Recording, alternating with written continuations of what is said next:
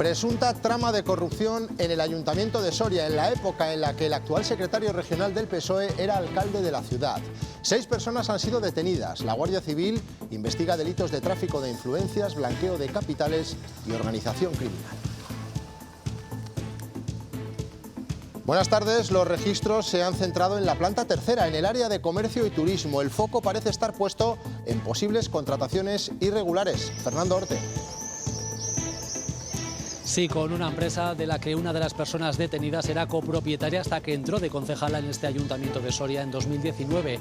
Se investiga la presunta comisión de hasta 6 delitos, entre otros el de tráfico de influencias o blanqueo de capitales. Aquí, en el Congreso de los Diputados, continúan las reacciones a la sentencia del exministro de Transportes, José Luis Ábalos. El PP dice que el Gobierno ataca a los jueces porque tiene miedo a que los implicados en otras causas judiciales puedan confesar, mientras en Moncloa insisten en su tolerancia cero con la corrupción y señalan que quien la hace, la pague.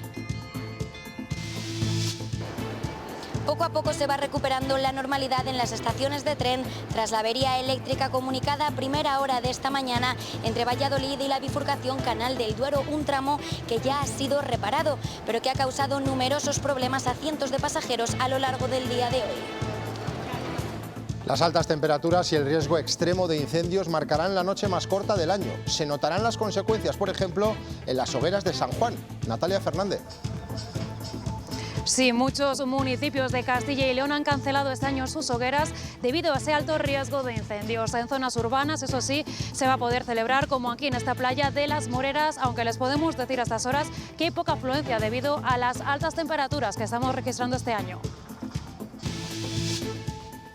Y este que ven es el mapa de temperaturas. En las zonas rojas más oscuras estaremos por encima de los 30 grados, pero a las 12 de la madrugada.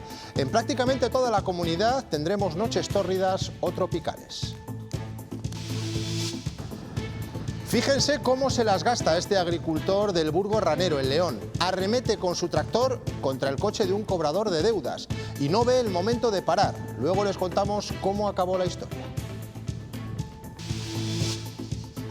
El Consejo de Ministros ha aprobado la modificación del Reglamento General de Circulación, una modificación que pone el foco en la protección de los usuarios más vulnerables de la vía, usuarios de patinetes eléctricos, bicicletas o motos. Entrará en vigor a partir del 1 de octubre de este año. En unos minutos les contamos cuáles son algunas de las modificaciones que incluye. El área de comercio del Ayuntamiento de Soria podría estar salpicada por un caso de corrupción. La Guardia Civil ha registrado el consistorio durante varias horas y ha detenido a 6 personas. Estaríamos hablando de tráfico de influencias, blanqueo de capitales y organización criminal. ¿Siguen los agentes en el Ayuntamiento, Fernando? Sí, a estas horas sigue el registro en dependencias municipales. Es uno de los 3 autorizados en el marco de esta operación que hasta el momento efectivamente se ha saldado con la detención de 6 personas, 2 en Madrid, 4 aquí en Soria. Entre ellas, Yolanda Santos, la actual concejala de Turismo. Será el Tribunal de Instancia número 3 de Soria el que le tome declaración y determine su situación procesal. Se investiga la presunta comisión de hasta 6 delitos como el de blanqueo de capitales o tráfico de influencias. Desde primera hora de la mañana, agentes de la Policía Judicial de la Guardia Civil se personaban en el Ayuntamiento de Soria en un registro con el área de comercio en el punto de mira. Se investiga la presunta comisión de delitos de tráfico de influencias, prevaricación administrativa, negociaciones y actividades prohibidas a funcionarios públicos, falsedad documental, blanqueo de capitales y organización criminal, todos ellos previstos y penados en el Código Penal español. Según algunas informaciones, tendría que ver con la contratación con una empresa de actividades deportivas de la que Yolanda Santos poseía un tercio hasta que entró a formar parte del gabinete del entonces alcalde socialista de Soria, Carlos Martínez, en 2019. Entonces se deshizo de las participaciones porque la normativa impide que un concejal tenga más del 10% de cualquier empresa.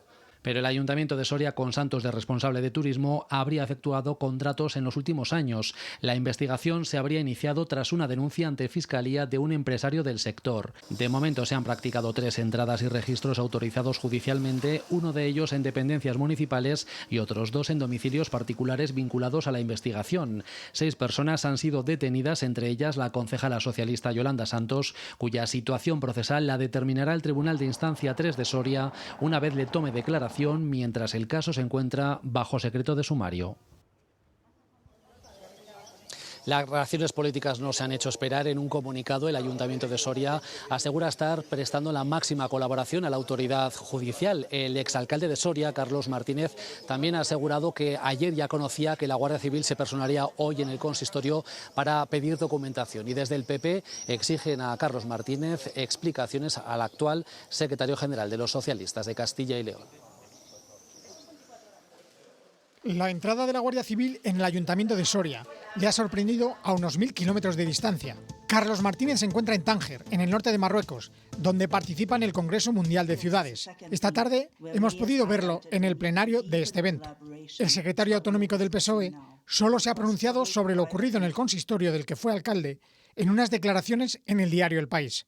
Dice que ayer ya sabía que la Guardia Civil iría al ayuntamiento a pedir documentación sobre un posible caso de delito leve de tráfico de influencias, algo totalmente distinto a lo que se ha conocido este martes.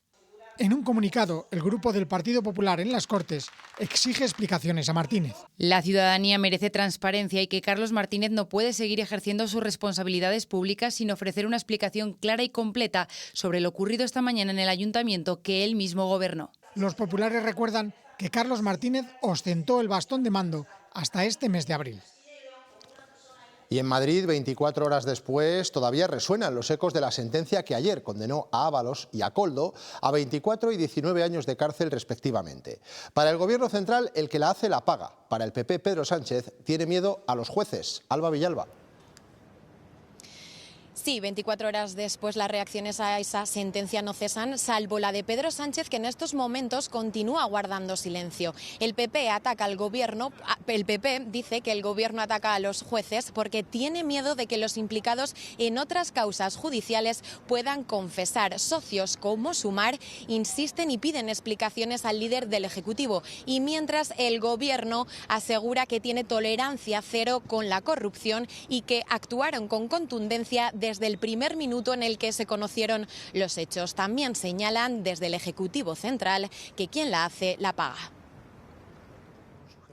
24 horas después de la condena a Ábalos a 24 años de cárcel, la mayor pena impuesta a un exministro en lo que va de democracia, el presidente del gobierno continúa en silencio. Pedro Sánchez sí ha acudido a diferentes actos, incluso ha tenido tiempo para publicar en TikTok. Evita hacer deporte en el exterior durante las horas más calurosas del día. Pero ninguna referencia al que fuera su número 2, tan solo un breve mensaje de resistencia. Este Ejecutivo, este Gobierno quiere continuar pese a todas las dificultades y a las piedras en el camino. Sí lo han hecho los suyos. Varios de sus ministros han eludido valorar la sentencia directamente, aunque han insistido en la tolerancia cero con la corrupción. Voces como la de Óscar López han vuelto a poner el foco en los jueces y en el PP. Insisto, ni todos los políticos son corruptos, ni todos los jueces son perfectos. El que la hace la paga.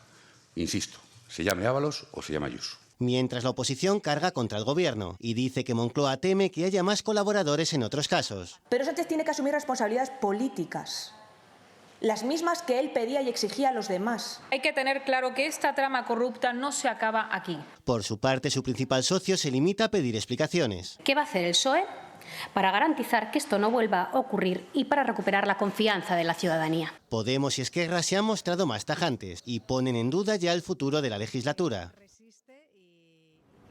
Y mañana Pedro Sánchez comparecerá en el Pleno del Congreso de los Diputados para dar explicaciones sobre todas las causas judiciales que rodean su entorno. El líder del Ejecutivo insiste, como bien decíais, en que seguirá adelante pese a las piedras en el camino. Un día además en el que también su mujer por la tarde tendrá que acudir al juzgado de Plaza Castilla para entregar al juez su pasaporte.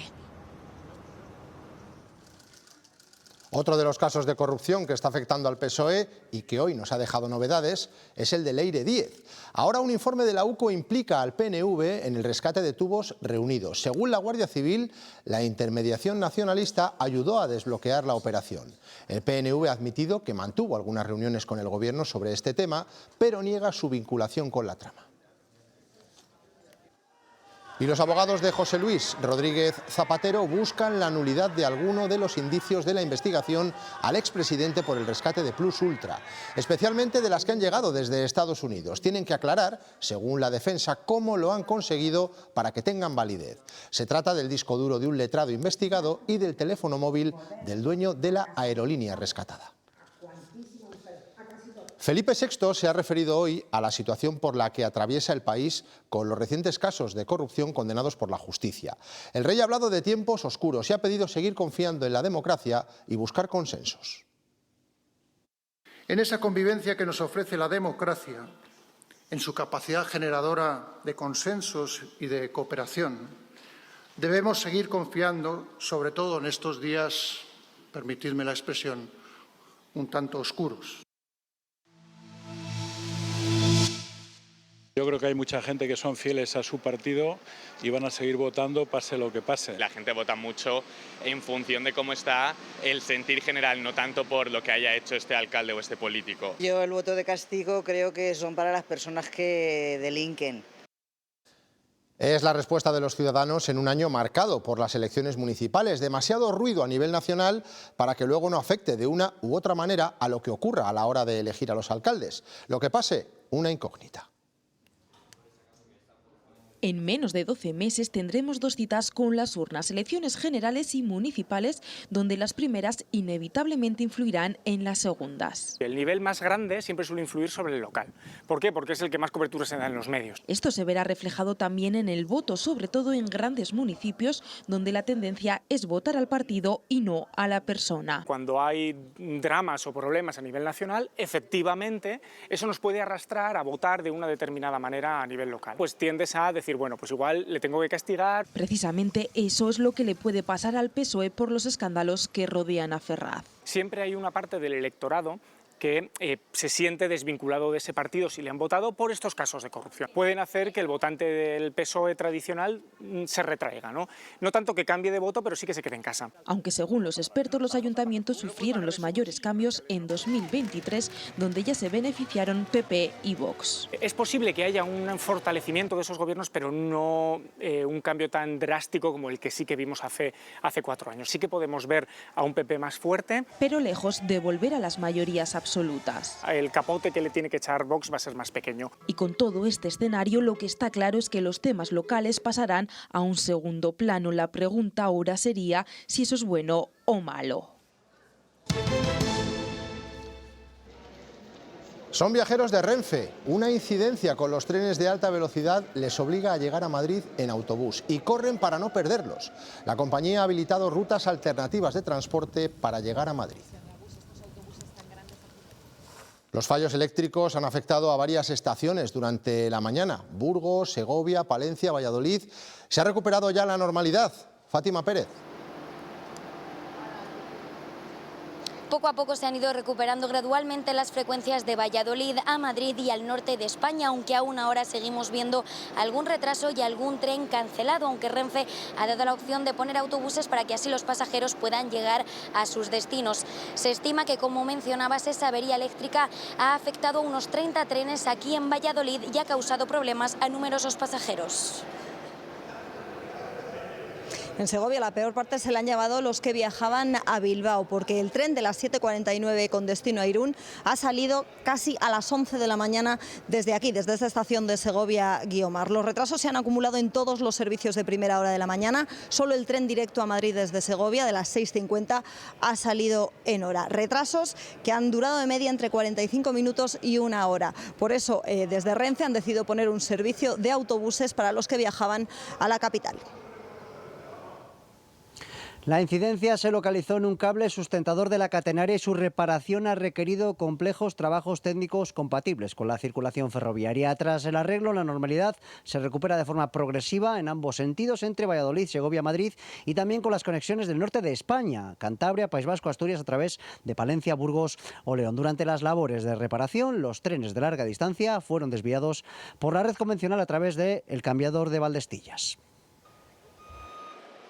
Ha ocurrido de nuevo. Es una vergüenza esto del tren. No te explican nada, te dicen espera el siguiente tren y ya. Y en esta ocasión por una caída del suministro eléctrico que ha afectado de lleno a la alta velocidad entre Valladolid y Madrid. Teníamos una cita médica en Madrid y la hemos perdido. Yo le tenía a las 7:27 y desde entonces estamos esperando. Retrasos que también se han extendido a las conexiones con el norte. 85 años aquí desde las 7 de la mañana. Zumba, ¿eh? Todos mirando a los monitores, esperando la buena noticia que para parte de los viajeros... ¡Van autobuses! ¡Esperan en la entrada! Ha llegado así, cambiando tren por bus. Entre el calor y esto ya... Mañana de teléfonos, de muchas llamadas y de intentar llevarlo lo mejor posible. El martes pasado me pasó lo mismo. Nos tocará volver a casa al final. Pero con este panorama, algunos viajeros, por si acaso, han pedido hasta justificante. Mi amiga tiene mañana que leer la oposición en Logroño y no sabemos si llegará. Esto en Valladolid, pero en Segovia, más de lo mismo. Llevamos ya casi 3 horas aquí. Viajo muy poco en tren y las veces que me ha tocado viajar, me ha tocado una de estas. Resignación, porque hasta en otro día de retrasos en las estaciones... Estas cosas nos las manda Dios como pruebas de que podemos adquirir la virtud de la paciencia. Siempre hay quien le busca un sentido. Seguimos con la movilidad. Para conducir un patinete por la vía pública habrá que tener al menos 15 años, llevar casco y chaleco reflectante si es de noche. Exactamente igual para los ciclistas. Son algunas de las medidas que hoy ha aprobado el Gobierno en el Consejo de Ministros. Diego Cano. El Consejo de Ministros ha aprobado hoy esa modificación del reglamento de circulación que pone el foco en la protección de los usuarios más vulnerables de la vía. Algunas de las medidas que incluye son la obligatoriedad de tener al menos 15 años para los usuarios de patinetes eléctricos. También deberán llevar casco obligatoriamente en todo momento, una norma que también aplicará a los ciclistas. Antes estaban exentos en algunas circunstancias. Además, los usuarios de motocicletas deberán llevar guantes de seguridad siempre que circulen por vías interurbanas y se elimina la exención en el uso del cinturón de seguridad. Los taxistas que antes podían no llevarlo cuando circulaban por ciudad deberán llevarlo ahora puesto en todo momento. Estas son solo algunas de las medidas que incluye esta modificación que entrará en vigor a partir del 1 de octubre. Entre coches, motos, bicicletas y repartidores, cada día se mueven cientos de patinetes. Ahora, por primera vez, habrá una edad mínima para conducirlos, 15 años. Me parece bien que pongan esa ley. Los menores de 15 años pues no deben estar en la calle circulando. No tienen como el concepto de muchas normas. Para subirse a uno de estos será obligatorio llevar casco en todo momento y circular con las luces encendidas, incluso durante el día. Me parece que es algo que se debería hacer ya y que no va a hacer ningún mal. Otra de las novedades, chaleco reflectante por las noches, y también será obligatorio para los repartidores de comida durante la jornada laboral, ya se desplacen en patinete, bicicleta o moto. No hacerlo puede costarles 200 euros. Los suyos que vayan bien, tanto protegidos como que se les vea y... Probablemente se eviten así muchos accidentes y lo agradecerán los riders en cuestión. Las bicicletas también tienen nuevas reglas. Deberán circular por el centro del carril y los vehículos que las sigan tendrán que mantener una distancia mínima de 5 metros. Cuanto más seguridad haya, pues mejor para todos. Y los motoristas tampoco se libran de los cambios. Será obligatorio llevar calzado cerrado en ciudad, guantes de protección en vías interurbanas y utilizar siempre un casco homologado. Yo tengo moto y yo siempre lo uso. Yo siempre uso los guantes y un calzado adecuado. Y cuando haya retenciones podrán avanzar por el arcén derecho. Todo a partir de octubre. Curiosa imagen la que nos llega desde León, desde Burgos Ranero. Es la reacción de un agricultor con el coche del cobrador del FRAC. Con su tractor embiste literalmente el vehículo y se ceba con él. La carrocería quedó destrozada y el presunto deudor fue luego detenido. Hacía mucho tiempo que no teníamos una tarde como esta en un mes de junio. La ola de calor ha alcanzado su clímax con temperaturas casi inéditas. Esta que ven es la situación a estas horas. Zonas superando los 40 grados. Solamente el norte de León se libra y baja de los 30.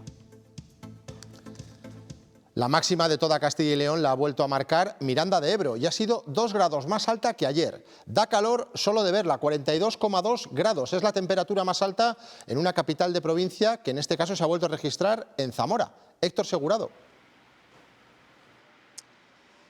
Parece que lo peor ya lo hemos pasado porque a lo largo de la tarde hemos tenido que lidiar con 41 grados, una de las temperaturas más altas de toda España en el día de hoy, pero todavía nos queda la noche. La EMET marca que durante esta noche Zamora registrará 30 grados a la 1 de la mañana, por lo tanto volveremos a tener un clima tropical y nos costará muchísimo dormir. El jueves por fin ya diremos adiós a esta ola de calor, ya que van a bajar de forma considerable las máximas, hasta 10 grados incluso. ¿Qué tal están durmiendo ustedes estos últimos días? Pues mal, porque no había manera de refrescarse un poco. Bastante mal. Ayer no respiraba, ¿qué va? Ayer lo pasé, pero fatal, ¿eh? Además parece que sale el fuego de la tierra. Esta ola de calor nos lleva de vacaciones al trópico durante las noches, temperaturas por encima de los 20 grados que nos dificulta conciliar el sueño. No se puede dormir ni con los ventiladores, ni con las ventanas abiertas, ni con nada. El truco habitual es abrir las ventanas, pero ni con esas. ¿Qué va? Tuve que abrir todas las ventanas de par en par, que corriera un poco de corriente, pero no había ni corriente. Y durmiendo conmigo, que estoy caliente menos. Yo vivo en un noveno y abriendo las ventanas a tope, no se establece nada de corriente. Ventiladores y aires acondicionados son nuestros mejores aliados estos días. O duermes con un ventilador o te pasas toda la noche despierta y sudando. Se va conmigo a todos los sitios. Voy para la cocina, viene conmigo. Voy para el salón, viene conmigo. Y con esto va usted estupenda. Bueno, pues sí. Este episodio de noches tropicales se prolongará hasta el jueves y esta de San Juan parece que será la peor de todas. Metiendo en el frigo esas almohaditas que hay de grano, se ponen fritas, te las pones y es verdad que te refresca. Cuando pasa un ratillo te duermes y a dormir lo que se puede. Ya duerman con la brisa de la noche, el ventilador, el aire acondicionado o las almohadillas. Recuerden siempre mantenerse bien hidratados. Y tras esta noche tórrida de San Juan, mañana un respiro, aunque será muy leve. Las temperaturas caerán entre 2 y 3 grados, sobre todo en las provincias de Zamora, Salamanca o Valladolid. Aún así, seguirán por encima de los 35 grados. Hace mucho calor y va a seguir haciéndolo, un momento en el que parece que apetece más un baño, pero no debemos olvidar las precauciones que se deben de tomar. Y además, especialmente la Confederación Hidrográfica del Duero ha recordado que está prohibido bañarse en las zonas que no estén expresamente habilitadas y autorizadas para ello. Además, pide evitar especialmente espacios como balsas de agua, canales o las zonas de desagüe de los pantanos, y también tener en todo caso siempre en cuenta la temperatura corporal para evitar los llamados cortes de digestión. Todo ello teniendo en cuenta que lo que llevamos de año 2026 se han producido en Castilla y León 11 fallecimientos por ahogamiento. Por favor, precaución. Precaución ahora que vienen las olas de calor en las zonas de baño, en los ríos, en los pantanos, en los lagos, especialmente cuando no se conocen las corrientes, cuando no se conoce el terreno. El incendio del pasado viernes en la zona berciana de San Vicente, en León, ha vuelto a reactivarse. Al parecer todo se debe a un rayo que ha vuelto a caer en el momento. La Junta ha activado el nivel 1. ¿Qué nos puedes contar desde allí? ¿Novedades? Miguel Ángel Blanco. Bueno, pues las principales novedades es que es estrés hídrico, las altas temperaturas están detrás de esa reproducción del incendio de San Vicente, que ha vuelto a declarar de nuevo nivel 1 este incendio, que ya se había iniciado el pasado viernes día 19. Están trabajando ahora mismo en la zona, detrás de nosotros estamos en el término municipal de Vega de Espinareda, el fuego está en el entorno de San Vicente, que también quiere afectar a este término municipal. Son zonas de pinares muy amplias, por lo que los medios aéreos, hasta 5 medios aéreos están trabajando, junto brigadas transportadas y 2 bulldozer que están intentando, se afanan en intentar extinguir o perimetrar lo máximo posible antes de que llegue la noche, cuando actuarán otras brigadas terrestres. De momento parece que la cosa va evolucionando positivamente, pero habrá que esperar a las próximas horas para conocer cuál es el alcance de este incendio, que de momento desde el viernes ya ha quemado más de 36 hectáreas.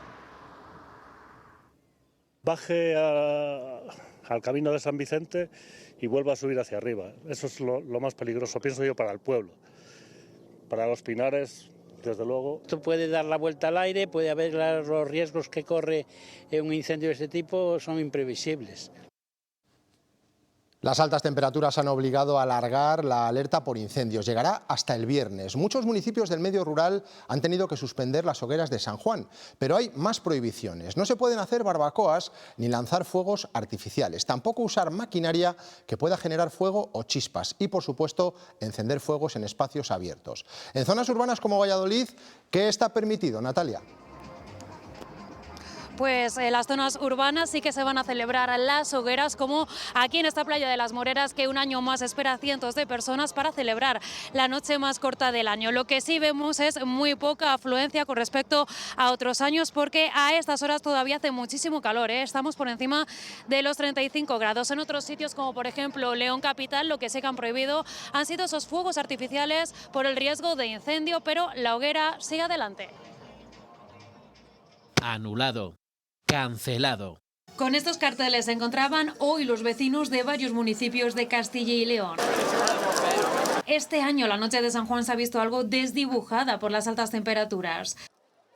En muchos sitios del medio rural se han prohibido tras la resolución del Bocil el pasado viernes. Eso sí, en las zonas urbanas se mantiene. Por ejemplo, en la playa de las Moreras de Valladolid o en Ávila, a las puertas de la iglesia de San Juan, y en Palencia, donde esperan esta noche con muchas ganas. Al final sabes que también tienes responsabilidad porque viene gente de toda Palencia, bien sean de otros barrios o incluso también de la provincia. También se celebrará en Burgos capital, donde ya es toda una tradición.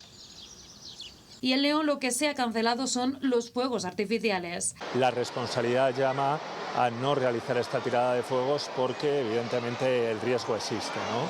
Pero la quema de la hoguera se mantiene por estar en una zona acotada y controlada. Con las dotaciones de bomberos a pie de hoguera y por lo tanto con un riesgo prácticamente mínimo, por no decir prácticamente inexistente. Para un año más dejar atrás lo negativo y atraer la buena suerte. En Soria tampoco habrá hogueras, pero sí su tradicional paso del fuego de San Pedro Manrique, y lo podrán ver en las 7 desde las 12 menos 5 de la noche. Es uno de los rituales más singulares de España y cuenta con un permiso especial por estar declarado bien de interés cultural. El campo no solo resulta dañado por las tormentas, también lo hace por el exceso de calor. Aunque aún es pronto para saberlo, se calcula que se han visto afectadas más de 180.000 hectáreas de cultivos en Castilla y León. Los campos de Burgos y León han sido los que más han sufrido por culpa del clima extremo. 40.000 hectáreas dañadas por provincia. Le siguen Palencia, Valladolid y Segovia con 30.000 cada una. Los viñedos y los cultivos herbáceos, como los cereales y las leguminosas, han sido los más dañados este 2026. Pero quizá la uva tenemos una gran parte de la superficie que es regadío, es decir, este año, gracias a Dios, por lo menos no tenemos restricciones de riego. El cereal ahora mismo, estos calores, pues en las zonas más tardías sí que puede afectar. El cereal le hizo muchísimo más daño los calores que tuvimos hace 20 días. Y aunque aún es pronto para calcular el coste económico de los daños, en el viñedo se estima que serán alrededor de 10 millones de euros. Es difícil saberlo porque estamos pendientes de esa tasación definitiva que deberemos hacer, y siempre y cuando no tengamos más incidencia a lo largo del verano, porque hasta que se vendimie todavía quedan 2 meses. Y en cuanto a los cereales, ahí sí que es más difícil. Este año no se están comportando igual los trigos que las cebadas. Hay muchísima diferencia de lo que se sembró pronto, lo que se sembró más tarde. Por eso, aunque existan seguros y ayudas que permiten a los agricultores gestionar los riesgos, el sector se siente desanimado. Las cosechadoras están en la calle, el seguro compensará en lo que tenga que compensar, pero sí que me preocupa un poco si esto continúa así, lo que pueda pasar con la siembra y con el seguro el año que viene. Es decir, ¿qué situación se encontrará el agricultor el año que viene a la hora de sembrar si los costes siguen como están? Porque desde Agroseguro estiman que este año los agricultores pueden tener hasta pérdidas. A la merma de cosecha se suman la subida de los fertilizantes y los combustibles.